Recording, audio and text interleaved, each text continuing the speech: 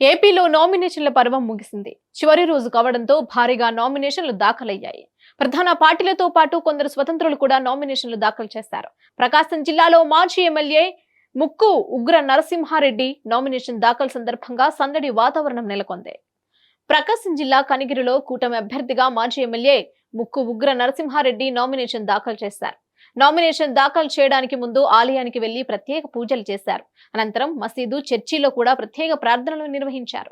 అక్కడి నుంచి భారీ ర్యాలీగా స్థానిక తహసీల్దార్ కార్యాలయానికి వెళ్లి నామినేషన్ దాఖలు చేశారు. ఈ ర్యాలీలో టీడీపీ అభిమానులు, కార్యకర్తలతో పాటు బీజేపీ, జనసేన నాయకులు, అభిమానులు కూడా పాల్గొన్నారు. కనిగిరి పట్టణం అంతా పసుపు జెండాలతో నిండిపోయింది. నామినేషన్ కార్యక్రమం ముగిసిన తర్వాత నరసింహారెడ్డి కొన్ని కీలక వ్యాఖ్యలు చేశారు. రానున్న అసెంబ్లీ ఎన్నికల్లో టీడీపీ 170 సీట్లు గెలుస్తుందని అన్నారు.